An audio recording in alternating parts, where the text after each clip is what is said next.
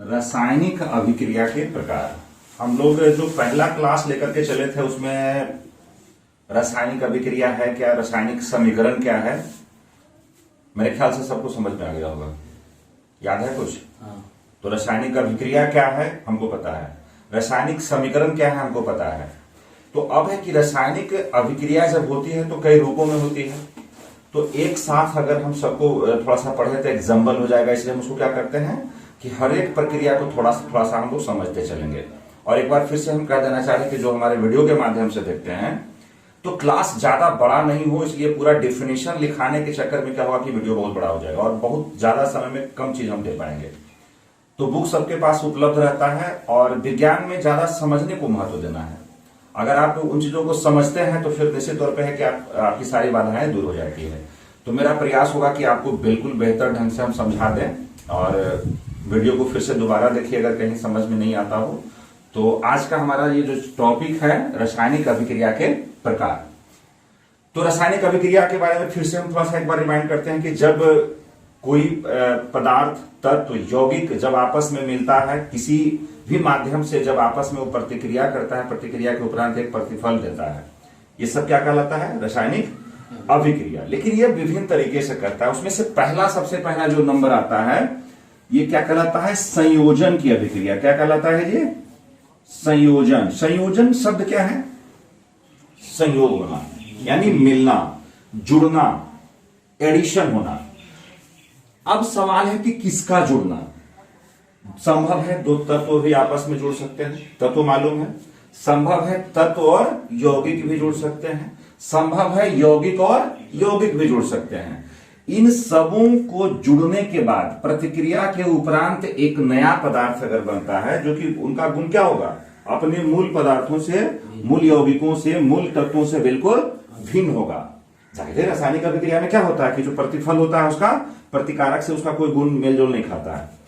तो ये जब दो आपस में मिले मतलब संयोजन, तो इसको हम क्या कहेंगे? संयोजन की अभिक्रिया या संश्लेषण भी कहते हैं। संश्लेषण किसको कहते हैं?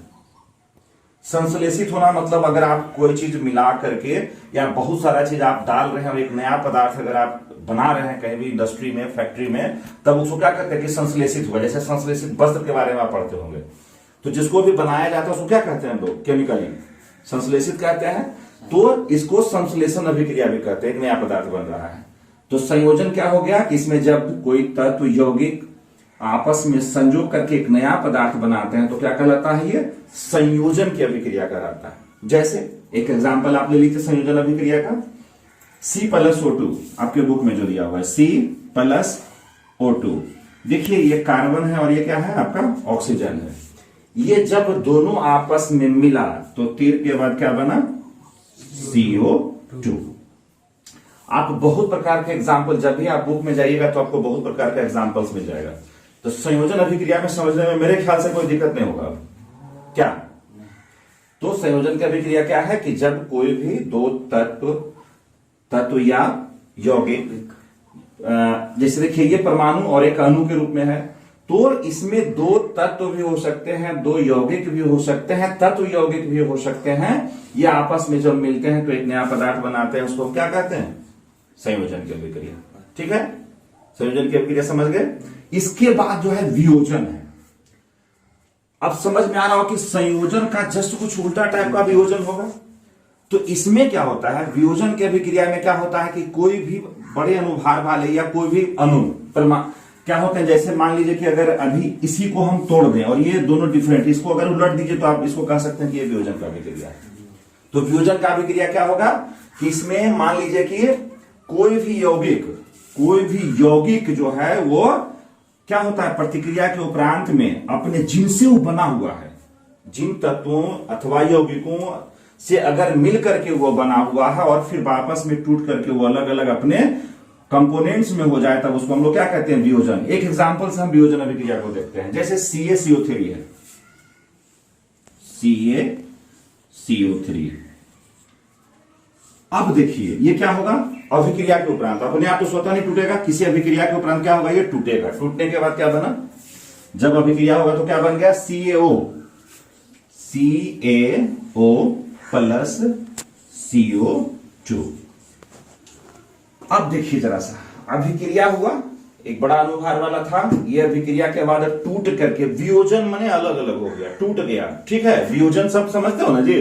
ये टूट करके अलग अलग दो यौगिक ही बने हैं। अभी यौगिक ही टूटा, अभी भी ये तुमको क्या है, अलग अलग दिख रहा है ना, ये सीओ भी क्या है, अभी यौगिक ही है। तो ये चूंकि बहुत बड़ा यौगिक था, ऐसे टूट करके छोटे छोटे दो यौगिक बन गए। संभव है उधरता तो बनता, संभव है कुछ और बनता, लेकिन वियोजन को समझना क्या है कि एक बड़ा जो है क्या हो गया, टूट करके अलग अलग हो गया। इसको हम लोग क्या कहेंगे, तो दूसरा हमारा क्या हो गया जी, वियोजन का अभिक्रिया। तो संयोजन अभिक्रिया और वियोजन अभिक्रिया को समझने में कोई दिक्कत? बाकी आप जो एप्रोप्रिएट इसका जो डेफिनेशन होगा आप अपना बुक से देखिएगा, क्योंकि समझ में आना सबसे जरूरी है। तीसरा जो हमारा अभिक्रिया होगा,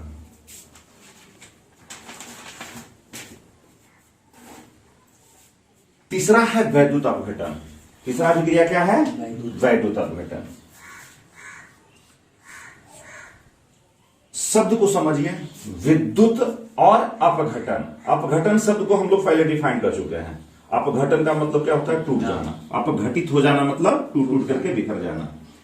तो किसी भी यौगिक में अगर हम विद्युत धारा प्रवाहित करें और विद्युत धारा प्रवाहित करने के उपरांत अगर वह यौगिक अपने तत्वों में अगर अलग अलग हो जाए, टूट जाए, तो क्या कहते हैं उसको, चूंकि वो विद्युत धारा प्रवाहित करने के उपरांत हुआ, इसलिए इसको हम लोग क्या कहेंगे, विद्युत अपघटन कहेंगे। जाहिर है विद्युत अपघटन करेंगे, विद्युत धारा देंगे तो एक कैथोड होगा, एगो एनोड होगा। एनोड और कैथोड पर क्या होगा, दोनों अलग है, चूंकि एक का धन नेचर है, एक का ऋण नेचर है, एक निगेटिव होता है, पॉजिटिव होता है। तो जो निगेटिव होंगे स्वाभाविक है पॉजिटिव की तरफ जाएंगे, जो पॉजिटिव होंगे स्वाभाविक है निगेटिव पोल की तरफ अट्रैक्ट होंगे, और दोनों अलग अलग जो टूट करके वो कंपोजिशन के रूप में वो क्या हो जाएंगे, वहां पे जाके डिपोजिट हो जाते हैं। इस तरह से हम लोग विद्युत धारा प्रवाहित करके बहुत प्रकार का, बहुत यूज है इसका हमारे इस व्यावसायिक युग में, इसका विद्युत अपघटन अभिक्रिया का बहुत सारा प्रयोग है। तो विद्युत अपघटन अभिक्रिया क्या हो गया कि किसी भी यौगिक उसके जलीय घोल में जब हम विद्युत धारा प्रवाहित करेंगे और विद्युत धारा प्रवाहित करने के उपरांत जब उसमें विद्युत धारा देंगे तो क्या होगा, वो टूटेगा अपने अवयवों में, और उसके अवयव दोनों ध्रुव पर, धन ध्रुव ऋण ध्रुव, कैथोड और एनोड पर जाकर के जमा हो जाते हैं। इस अभिक्रिया को क्या कहेंगे हम लोग, विद्युत अपघटन। शायद जल का देखिएगा एग्जाम्पल आपके बुक में होगा, NaCl का दिया हुआ देखिए, 2NaCl विद्युत धारा इसमें हम दिए। ठीक है, इसके जलीय विलयन में हम क्या दिए, विद्युत धारा दिए। विद्युत धारा देने के बाद क्या होगा, देखिए सोडियम का नेचर और कैल्शियम का नेचर दोनों अलग अलग है, एक धनात्मक है एक ऋणात्मक है। तो विद्युत धारा देने के उपरांत क्या हो जाएगा, 2Na और यहां प्लस में Cl2। ये कैथोड और एनोड पर क्या हो गया, दोनों अलग अलग ध्रुव पर जाकर के ये डिपॉजिट हो जाएगा। क्यों डिपॉजिट हुआ, क्योंकि विद्युत धारा प्रवाहित की है। तो ये यौगिक टूट करके अपने अलग अलग अवयव, इसके अवयव सोडियम थे और क्लोरीन थे, ये अपने अवयवों में टूट करके अलग हो गया। कब, जब हम विद्युत धारा प्रवाहित किए। कब, जब विद्युत धारा प्रवाहित करने के बाद अगर ये टूट करके अपने अवयवों में जब ये अलग अलग हो गया, तो इस इंटायर प्रक्रिया को हम क्या कहेंगे, विद्युत अपघटन। विद्युत अपघटन समझ में आ गया, कहीं कोई दिक्कत? से पहले हम लोग अब देखेंगे कि जो मेरा अभिक्रिया का पहला क्या हो गया, पहला हो गया संयोजन, दूसरा क्या हो गया, वियोजन, तीसरा कौन हो गया, विद्युत अपघटन। चौथा क्या है, एकल विस्थापन अभिक्रिया। क्या है, एकल विस्थापन। जाहिर है हम दोनों एक साथ इसलिए बता रहे हैं कि जब एकल है तो कहीं और दूसरा का भी संभावना बन रहा था, इसीलिए हम कोई सस्पेंस न रह करके उभय विस्थापन भी रख दिए। इस दोनों को समझने के लिए जरा सा आप लोग गौर कीजिए, एक्चुअली होता क्या है इसमें। विस्थापन शब्द से पहले क्लास में परिचित हैं। विस्थापन का मतलब किसी को हटा करके खुद वहां पे जाके स्थापित हो जाना। ठीक है, तो एक एकल है, एक उभय। उभय मतलब दो, यानी उसमें दो जगह होगा, इसमें एक जगह होगा। तो इसमें होता क्या है कि कोई भी यौगिक में उपस्थित परमाणु या परमाणुओं के समूह को कोई बाहरी परमाणु आकर के हटा करके और स्वयं वहां पे क्या होता है, खुद उसके साथ स्थापित हो जाता है और उसको वो क्या करता है, बाहर कर देता है। इसको हम लोग कहते हैं विस्थापन, एकल विस्थापन। एकल विस्थापन का मतलब सिर्फ है कि एक होता है बस। यहां इस इक्वेशन में आप जरा सा देखिए, CuSO4 ये कॉपर सल्फेट है। आयरन क्या किया है, देखिए आयरन यहां करके, चूंकि आयरन कॉपर से ज्यादा क्रियाशील है, जब ये ज्यादा क्रियाशील है तो क्या करेगा, इसको यहां से भगा देगा। इसको क्या करेगा, कान पड़ के कहा तो अब तुम्हारे घर में हम रहेंगे। इसको बेचारा को हटा करके देखो क्या किया, कितना जबरदस्ती किया है, FeSO4। और ये देखो बेचारा बाहर में द्वारपाल बना हुआ है। माने नहीं, हम लोग भी कहते हैं वास्तविक जीवन में कि थोड़ा सा ताकतवर का भी ज्यादा वैल्यू है। देखिए ताकतवर था, क्या किया, इसको हटा करके खुद यहां आ गया और इसको बाहर कर दिया। तो ये क्या हो गया, एकल विस्थापन। विस्थापन हुआ ना जी, आयरन क्या किया, कॉपर को भी स्थापित कर दिया और स्वयं यहां पे स्थान ले लिया। तो इस अभिक्रिया को हम लोग कहेंगे एकल विस्थापन अभिक्रिया। बहुत सारे एग्जांपल्स आपको बुक में मिलेंगे, आप सब एग्जांपल्स को देख लीजिएगा तो समझ में आ रहा है।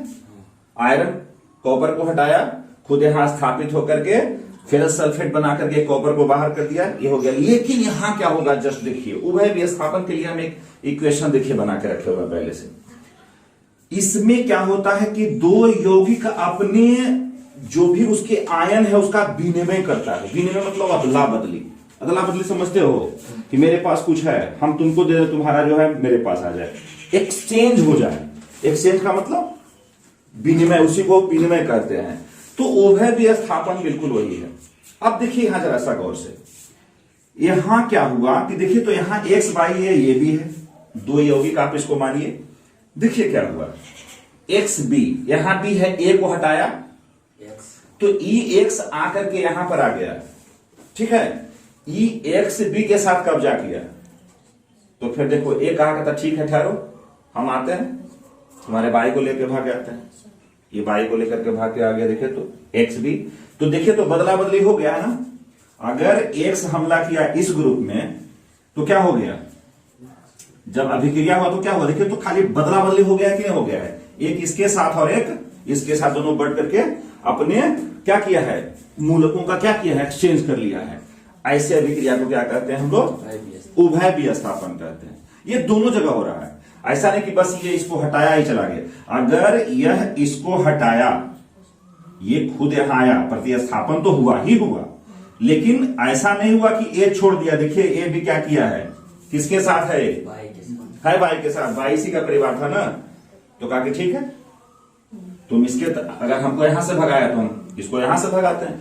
तो ये एक्सचेंज कर लिया। इस अभिक्रिया को क्या कहते हैं हम लोग, उभय विस्थापन। तो आज अभिक्रिया का ये 5 प्रकार, बहुत वीडियो लंबा ना हो जाए इसलिए 5 को एक साथ रखते हैं। पहला कौन, संयोजन की अभिक्रिया, दूसरा वियोजन की अभिक्रिया, तीसरा विद्युत अपघटन की अभिक्रिया, चौथा एकल विस्थापन और 5वां उभय विस्थापन। इतना को आप एक साथ देख लीजिए, ठीक है।